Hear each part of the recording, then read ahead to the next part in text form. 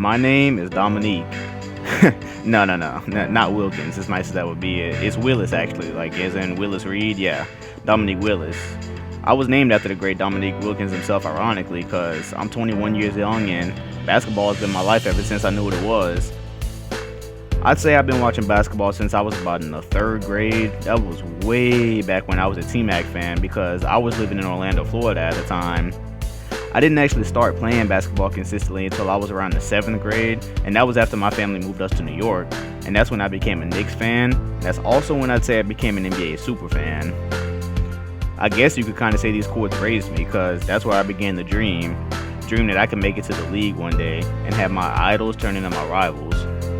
And in the 2013-2014 season, I actually got just a small taste of it. I got picked up by the Phoenix Suns on a 10-day contract, and I made the most of that opportunity. I was balling out, and I found a pretty good spot in the rotation as an important six-man for the team. And after being signed for the rest of the season, I made a decent amount of money compared to the average person. And thanks to my dad, I was able to invest some of that money in order to support myself for what was to come.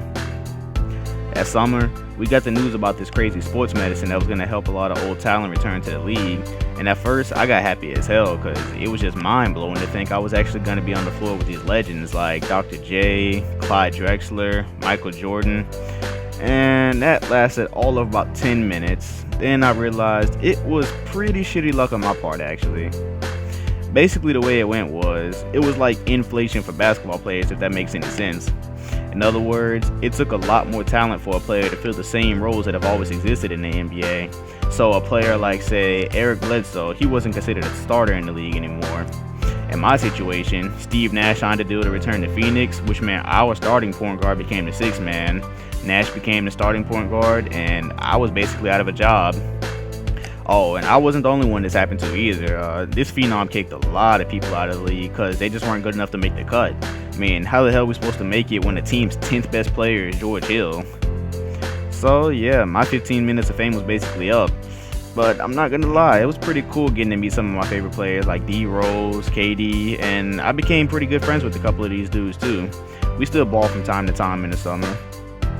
For me, I still hit the court every single day, bright and early to work on my game in hopes I might be able to land a spot one day.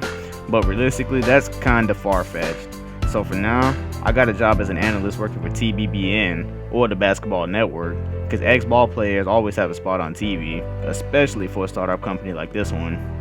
That was always something I was interested in. If I couldn't play basketball, I wanted to cover it 24/7. And me living in New York covering the Knicks, boy do I have a lot of shit to cover, especially with the Nets trying to take over. And that's when my story begins. Oh, shit, man. This game is tonight and I still haven't even started the write-up yet. Still procrastinating even though I'm out of college, even when it's something I like. I should be out there with those dudes though. Nah, not really. I wouldn't even be able to hang with her on my road, let alone Walt Frazier. Not yet anyways. Speaking of that though, can New York still hang with Brooklyn? You know what, here we go, that's a good idea. Great place to start, New York and Brooklyn.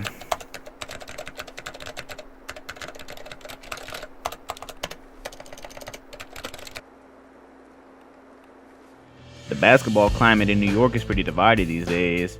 You're either a diehard Knicks fan or you're a diehard Nets fan, and it's a pride sort of thing, kind of like what's going on with the two LA teams, except it's even more divided here since the Nets and Knicks faced off in the playoffs last season, and that's not even mentioning Kobe's game winner the first time they met. This is actually pretty cool though. I wasn't around at that time, but I heard back in the 90s the Knicks could never really get past Chicago aside from the time Jordan retired, so he was basically the reason the Ewings and Starks stayed ringless. And to this point, LeBron's been dominating the East while Melo hasn't been able to ever break through. If I had to take a wild guess, I'd have to say they view New York like the new Bulls. Hold up, that's a tiny bit premature. They've been great, but they've only won once, and they still got a lot to prove. But still, they lost to them in the playoffs last season, so they have to see New York as a road bump in some kind of sense. Well, we just saw a few days ago that Detroit gave New York major problems, and it was because they were about 10 players deep. That pretty accurately describes Brooklyn as well, because they got major scoring threats from everywhere on the floor. Last time I checked, 10 players severely outnumbers 3, so they're definitely going to have some problems there. That's even more evident in the score chart because last game, only the big three scored in the 20s for New York. But on Brooklyn's last game, I see, god damn, 32, 30, 22, 12, 11, 10. Whew. And that was without John Starks even getting in on the action. Okay, then. So there's no question Brooklyn has a better team, man. Walt is obviously out looking for blood as usual, so... Oh man, there's gonna be some tension in that arena tonight. I can't wait to get there, but just gotta finish this story first. Tonight, it'll be the Brooklyn Nets going up against the New York Knicks. Looking at the Knicks, they want to turn it around after the loss to the Pistons in Detroit. Well, whatever their master plan was coming into the regular season, it has worked like a charm. They've been playing really solid basketball here in the early going.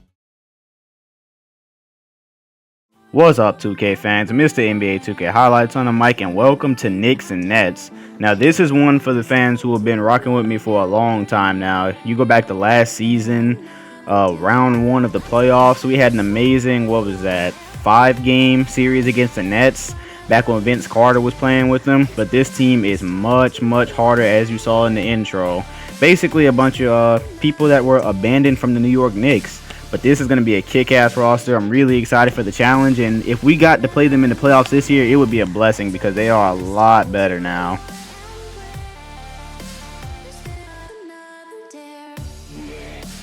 Let's see what this new defense is looking like. I know most of the team's improvements came on offense. Jab step and Walt Frazier, and that's the advantage. That's where I killed him at in the playoffs last year. He was always too small for LeBron.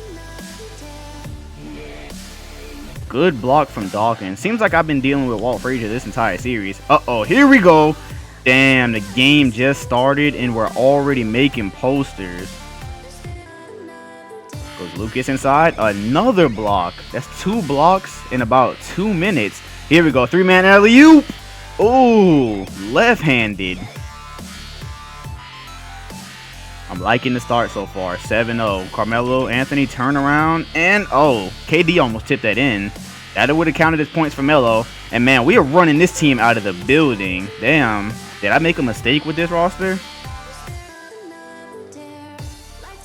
I almost stole that one. It would have been 11-0. I have no mercies after that Pistons game. And Ewing finally scores. The first 2 points come from the big man. I assume Ewing's going to be doing a ton of damage today. Got Dawkins down there. Going to be trying to do what I can. And I got caught reaching. I'm lucky he didn't dunk it because that would have just added to the embarrassment. I noticed a lot of my Knicks players were hot on that last offensive possession.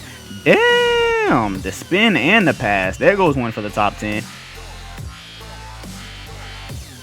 Brooklyn or New York. Who is it going to be? And, oh man, Ewing has like 6 straight points now. Look at that. You can never hold a lead too long in 2K. John Starks, they just went from 0 to 100 so quick. They couldn't buy a bucket to start the game.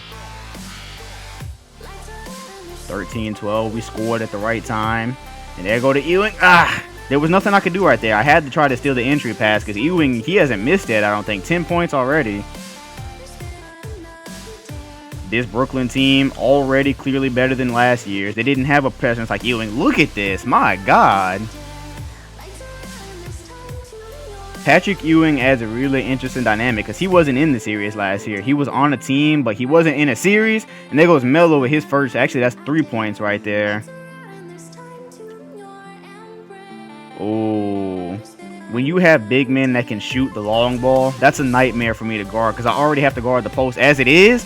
Count it and the foul. That should be 2 fouls on Carmelo. I don't know. 18-19. Earl Monroe played pretty big in the playoffs last year. Almost won a game for him. Oh my God. Ewing is destroying me right now. Even with the jump shot fadeaways. Wow. Point blank miss. It's fair though because I always miss layups. Patrick Ewing again. This dude is ridiculous. Here we go. Got Corver on me. He can't defend KD. Couple behind the back moves. Crossover. Oh, yeah. Look at that. Fancy. I didn't have to do all those dribble moves because I didn't really go anywhere with it. I was thinking I was going to get to the rim, but Corver didn't really know what to do. He didn't want to scooch up because he knew I would have ran right past him. And that was my fault. Yeah, that one was totally my fault right there with Johnson. So far, this Brooklyn team is a very, very big improvement. I love that they have Kyle Korver in trying to guard KevinDurant and Kobe, because that one's not going to work out for them. Trying to get some defense going now that Ewing is out. And behind the back pass to Melo, quick lay-in. At least we didn't foul him right there because we were late on the rotations. That could have been an and one. This team even has a stacked bench. Just look at the bench right now. The bench is playing. Their point guard is still really good. And there goes Carmelo again. Now him and Ewing are taking turns busting my ass. Crossover on Korver. Inside, blocked by Lucas. Wow. That was good defense. I can't even be mad, but I can be mad about that contested layup, though. That was some BS. We can't go losing 2 games in a row. We're already down 9. We cannot let... Oh, man. Count it and the foul, even after the hard foul. I fouled him on purpose right there. We're in jeopardy of a 12-point deficit. I said it when this series started. Just missed it. Dawkins rebound. This team is not as good as the one I had last year, and every other team got better. Thank God that went in. We needed a bucket so badly. We're going to have to get the big 3 hot tonight if we have any chance of winning, and it's not going to happen like that. Dribbling off people's foot. Woo! That was a nice move. He got me. I thought he was coming in for the layup. Despite being down 12, I'm still having fun with the Battle of the Boroughs. I was looking forward to this. Oh, yeah. That's the second time Carmelo got dunked on. So far, KevinDurant is on. Thank God he missed that. 3-pointers are such momentum killers. Whenever you're trying to come back. Oh, yeah. I was trying to get it off the backboard right there. I'm down by 12 or something. I'm still flashy. There goes John Starks, backing up. Gotta watch him, gotta watch him. He has a shot. Here we go. And, yeah, mid-range, unstoppable for this team. The problem is this team has about 10 different... Oh, yeah. Oh, yeah. I made Carmelo reach for the sky. Nice one, KD. This team has about 12 different weapons. I only have 3. That's a big problem in this series right now. Good dunk, though. Good fast break dunk. We're on the comeback mode. Oh, terrible man defense. Here goes Ewing. Can we stop him? No, we can't. I'm glad I didn't have to deal with him last year. Pass off to LeBron. Kobe and LeBron are hot. That's good. Oh, yeah. Leaving KD wide open. Hopefully that 3-pointer gets him hot because we're going to need all 3 of these guys tonight. KD firing.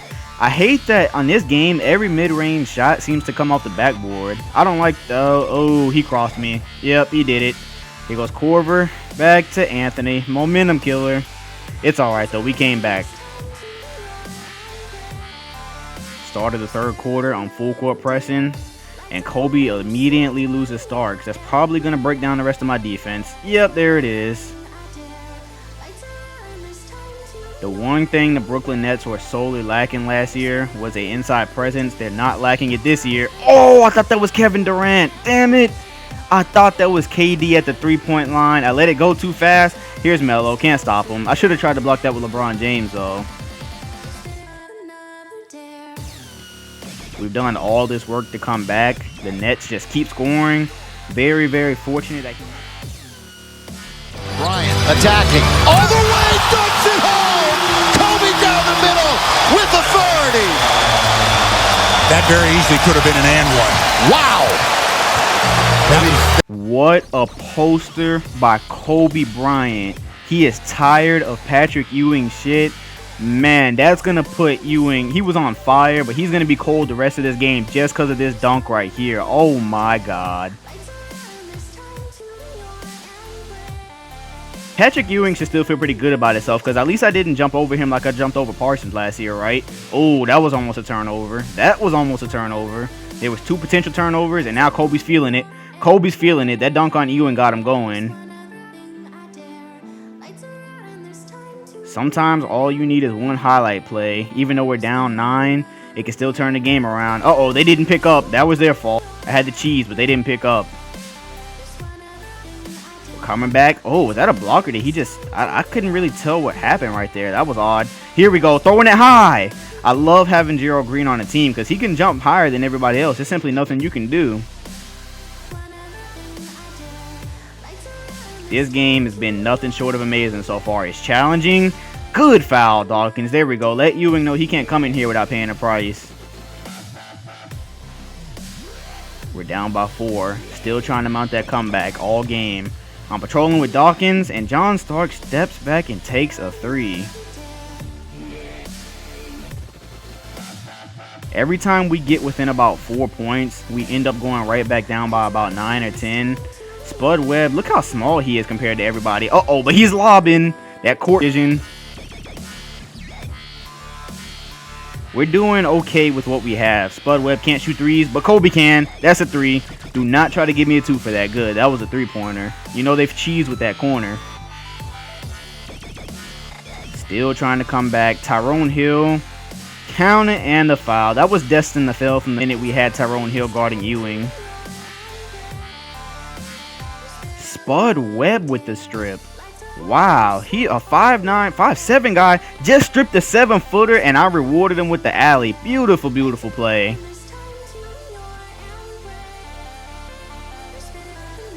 We may not be talented like last year, but give my guys credit because we're really trying with what we got right now. Here goes Ewing. We absolutely can't do anything against Ewing. He's gonna have 50 tonight. 77. Oh, double red rings. That double red rings, I just got picked off by Ewing, and that's going to kill my momentum. And there goes Ariza. This is one of the more dominant teams. This is 2 nights in a row. You guys are really starting to see these dominant teams. Our schedule started off a little bit easy, but we ran up into the Pistons and the Nets, and I can't promise how this is going to turn out because this roster just is not that good. Oh, here goes Gerald Green. Woo, counter and the foul. Oh, I got anxious. I thought a poster was coming. We're almost at the 4th quarter. There we go. Defense. There we go. Go, Spud. Go. Go, Spud. He does not have an interesting dunk package. Oh. Goes KD trying to pull a move. They wanted me to give it to Fareed, but why would I give it to Kenneth Fareed? He can't shoot threes. I'm not going to pass it out there. It's not a good place for him to be. We've cut it to 5. I'm putting him in the post. Kobe backing down. Post proficiency. Oh, yeah. Earl Monroe couldn't do anything about that. He was helpless. Melo. Oh, in and out. That should have maybe counted for half a point. Oh, I got options here. I got options. Kobe for 3. Tie basketball game. It's about time. We came all the way back. You can't tell me that you wouldn't want to see this as a playoff series. You know you would. I hate when they set screens like that. Oh, yeah. Spud the Dawkins. I love it. My second unit, give them credit. They're not as good as the Nets second unit, but they have been playing basketball. Dawkins and Spud. Ooh. It's the 4th quarter. We have a 4-point lead. Can we outlast Brooklyn? Oh, this is trouble. That's trouble. Yep, that's trouble. That guy is lights out from 3 points. John starts bringing it up. We got to cover him no matter what we do. We do not want him shooting any more threes. And as I say that, Lucas does it. They have a lot of threats on this team. We're back down by 2. As long as we don't fall down by 9 again, I'm cool. We've done so much work. Here goes Melo. That was well defended, I thought. That was just a better move by Melo, I guess. Back down by 4. Trying to avoid that 9-point. Oh, he's trying me. He gave me space. I took a worse shot, and it still went in. That's what the red rings do. Frazier at the handles. He hasn't done much on offense today, but he's never been the guy on offense. As I say that, I really thought I had that block with Kenneth Fareed right there. There's not seemingly much. Oh, that was almost a turnover. I got lucky. Whoa. I got so lucky right there. Good block by Dawkins. That would have been a 5-point lead. I'm anxious right now. Goes Kobe rolling to the rim. Oh, he just took flight. Oh, he almost fell over. I'm liking what I'm seeing. We're only down 1. Here's Ewing. I finally stopped him. It's Nets ball, though. This is going to be a good rivalry. I don't know how many times I play this team. Walt Frazier just bullied LeBron. Counter and the foul to tie the game. They're going to take the lead now. LeBron has a red ring of death under him. When he gets that red ring, all he does is dunk. We're up by 2. Can we just get a defensive stop and maybe pull away? Walt Frazier to Starks. No way, no way, no way! I was playing perfect defense. 2K will cheese when they need points, I swear. Here we go, I'm fading with Kobe. That shot is money every time, mid-range. It's 100-99. We've worked too hard to lose this game. You know, I can't be mad about that one. I can't even be mad about that 3 because I gambled. When you press the square button, that's what you do. You gamble. You're basically going to Las Vegas when you press the square button. That's exactly what you're doing. Let's try to get some pick and roll action going. Trying to get to the rim with LeBron, and it's wide open. It's too easy sometimes.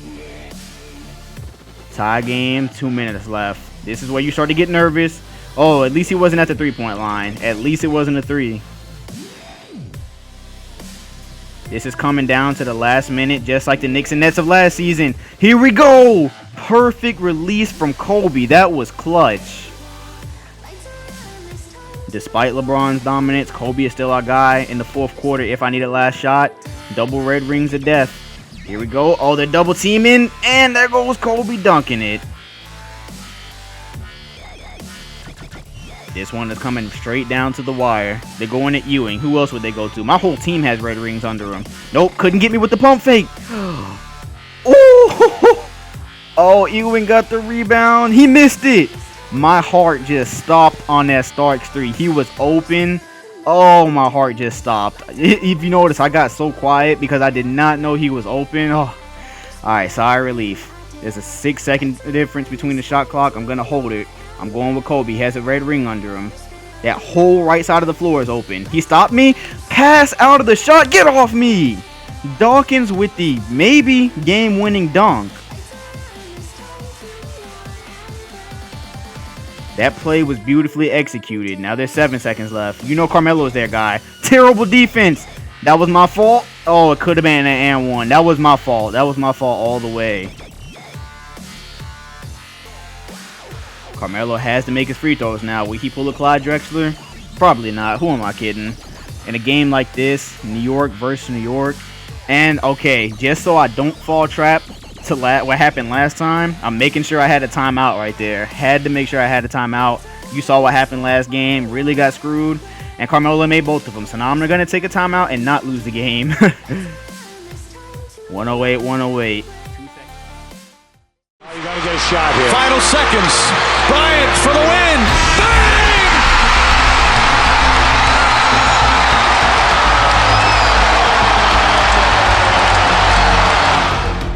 Maybe you felt like the other two didn't exist anymore because of LeBron's recent dominance.